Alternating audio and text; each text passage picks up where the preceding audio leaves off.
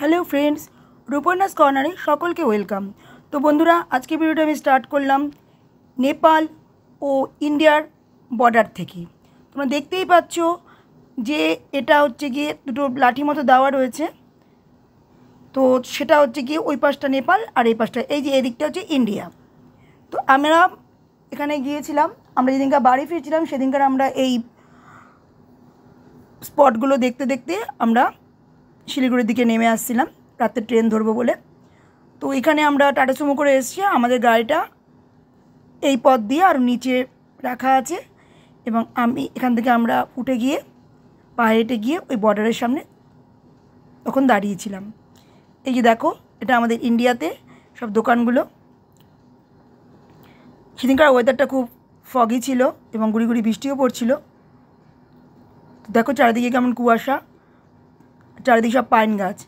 ও, তোমাদের তো জিজ্ঞাসা করতেই ভুলে গেছি বন্ধুরা, তোমরা সবাই কেমন আছো? আশা করি নিশ্চয়ই ভালো আছো, এবং আমরাও এক প্রকার আছি। তো ভিডিওটা যদিও পুরনো, সব ভিডিওগুলো খুঁজে খুঁজে পাচ্ছি। যে বললাম না, মোবাইলটা মাঝে খারাপ হয়ে গেছিলো, তো এখন সেই ভিডিওগুলো পাচ্ছি এবং সেগুলোই তোমাদের সঙ্গে এডিটিং করে শেয়ার করছি। তো তোমরা দেখতে থাকো, ভিডিওটা ভালো লাগবে। এই যে আমাদের গাড়ি যে সব বৃষ্টির ছিটা পড়ছে গাড়ির কাছে, গাড়িটা তখন নেমে আসছে নিচের দিকে। এই যে আমরা পায়ে হেঁটে ওখানে গাড়িটা ওখানে পার্ক করা হলো। আমার হাজব্যান্ড বলল গাড়িতে মালপত্র আছে, যেহেতু আমরা বাড়ি ফিরছিলাম, তো বললো আমি যাব না, তুমি আর মেয়ে যাও। আমি আর মেয়ে, এই যে হচ্ছে গিয়ে ওদের অফিস, সিকিউরিটি অফিস। তো সেইখানে আমি আর মেয়ে সব আমাদের প্রমাণপত্রগুলো দেখাচ্ছিলাম, কেন ওখানে ঢুকতে দেবে না এমনিতে। আধার কার্ড নয়তো ম্যারেজ সার্টিফিকেট, এগুলো ওরা চেকিং করছিল, চেকিং করে ওরা নেপালে ঢুকতে দেবে। ওইটা হচ্ছে গেট। তো আমরা এখন নেপালের ভিতরে ঢুকে পড়েছি, মেয়ে আর আমি গাড়ি থেকে নেমে। এই যে ওদের সব দোকান, দেখো কি সুন্দর সুন্দর সমস্ত ব্যাগ, এগুলো সব হাতে তৈরি, হ্যান্ডমেড ব্যাগ, সব খুব সুন্দর। আমি এখান থেকে ব্যাগ কিনেছি, প্রচুর লজেন্স কিনেছি।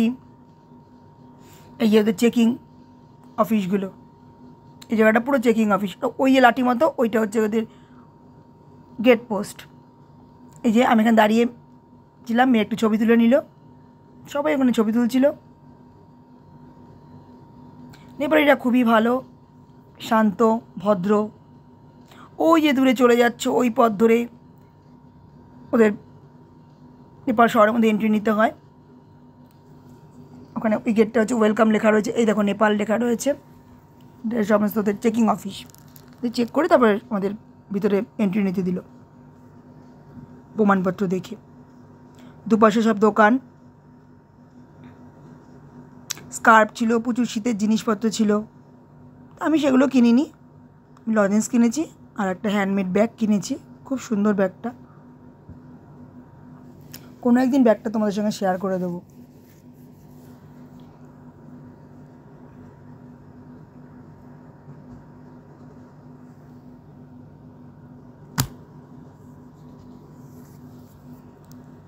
স্কার্ফগুলোও খুব সুন্দর। বললাম মেয়েকে নিতে, মেয়ে বললো না আমি এগুলো পরবো না। ও পরবে না তো আমি আর নিয়ে কী করবো বলো, আর আমার নিজের অনেকগুলোই আছে বলে আমি আর নিইনি। একটু অন্যরকম ছিল, কিন্তু ও নিল না। তখন বৃষ্টি পড়ছিল বলে আমরা ছাতা মাথা দিয়ে ঘুরছিলাম। তো এখান থেকে তোমার গাড়ি বুক করে ভিতর দিকে অনেকটাই, মানে তোমার সারাদিন লেগে যাবে, বিভিন্ন ওখানে সব স্পটগুলো ওরা দেখাবে বলছিল। কিন্তু যেহেতু হাজব্যান্ড আসেনি আর আমাদের বাড়ি যাওয়ারও তারা আছে, খুব টাইমের মধ্যে আমাদের এগুলো সব কভার করে আমাদের রাতের ট্রেন ধরতে হবে, সুতরাং আমি সেই জন্য আর রিস্ক নেইনি। আমি আর মেয়ে কী করে যাবো বলো, হাজব্যান্ডকে ছাড়া, নতুন অপরিচিত জায়গা। সেজন্য আমরা এখানে একটু ঘোরাঘুরি করেছি, একটু সামনে এগিয়ে গেছি, দোকানগুলো দেখেছি, বাড়িঘরগুলো দেখলাম। দেখে আমরা আবার টুকটুক করে আমাদের গাড়িতে চলে গেছি। তাই একটু দেরি হয়েছে বলে হাজব্যান্ড চিন্তা করতে করতে গেটের সামনে চলে এসেছিলো যে তোমরা আসছো না, আমার ভয় লাগছে যদি এখানে কিছু হয়ে যায়। সত্যি কথাই, অন্যটা তো বলতে গেলে প্রতিবেশী রাষ্ট্র, তাহলেও ও তো আর যায়নি, কিছুটা হয়ে গেলে তো আর খুঁজেই পাবে না আমাদের, এই জন্য আমরাও বেশি ভিতরে যাইনি। টুকটুক করে ওই ব্যাগগুলো দেখছিলাম, ব্যাগ কিনেছি। তারপরে ছোটো ছোটো কতগুলো ওই গিফট দেওয়ার জন্য কতগুলো ওই দেওয়ালে লাগায় ওরকম ছোটো ছোটো কতগুলো জিনিস কিনেছি ওখান থেকে, গিফট আইটেম। খুবই সুন্দর, নেপাল শহরটা খুবই সুন্দর, পুরো প্রকৃতিতে ঘেরা, একদম মানে সবুজ আর সবুজ। একবার নেপাল ট্যুরটা করব, ইচ্ছা আছে। যে আমি একটার পর একটা ব্যাগ দেখছি, যেটা আমার পছন্দ হবে সেটা আমি নেব। এইরকমই একটা মাল্টি কালারের ব্যাগ আমি নিয়েছি।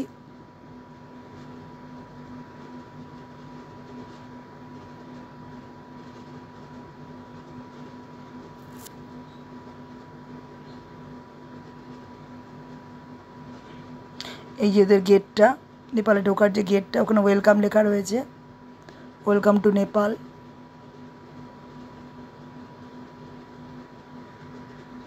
এই দেখো, ওয়েলকাম নেপাল।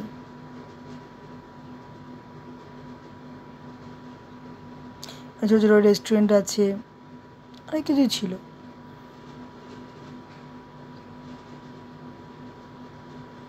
ভালো লাগছে। রোদ্দুর জল দিন থাকলে আরও একটু ভিতর দিকে যেতাম, কিন্তু যেহেতু বৃষ্টি পড়ছিল, চারিদিকে পুরো ফগই হয়ে গেছিলো, একদম দেখা যাচ্ছিলো না কিছু, যেন আর আমি রিস্ক নিইনি। কাছাকাছি দুজনে একটু ঘুরলাম। ড্রিঙ্কসের দোকান,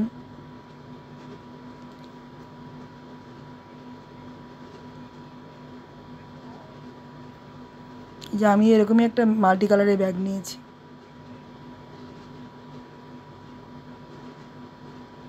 কারণ আমাদের এখানে অনেক ব্যাগই তো নেই, কিন্তু এইসব ব্যাগ তো আমাদের এখানে পাওয়া যায় না, ওই জন্য একটা ওখানকার একটা স্মৃতি হিসেবে একটা ব্যাগ কিনে নিয়ে এসেছি। তো বন্ধুরা, ভিডিওটা তোমাদের কেমন লাগছে, তোমরা ভিডিওটা ফুল ওয়াচ করো। ভিডিওটা তোমাদের কেমন লাগলো সেটি এখান থেকে যেটা কিন্তু অতি অবশ্যই আমি কমেন্টস করে জানাবে। এখান থেকে না আমি প্রচুর ক্যান্ডি কিনেছি, ক্যান্ডি, তারপরে এমনি লজেন্স কিনেছি এখান থেকে। কেমন লাগলো সেটা অতি অবশ্যই কিন্তু জানাবে। আর যদি খুব ভালো লাগে তাহলে প্রচুর প্রচুর শেয়ার করে দিও, আমার বাইরের বন্ধুদের দেখার সুযোগ করে দিও। এইসব ভিউ তো সচরাচর দেখা যায় না, গিয়েছি বলেই এগুলো আমি ভিডিও করে তোমাদের জন্য নিয়ে এসেছি এবং সেগুলোই শেয়ার করেছি।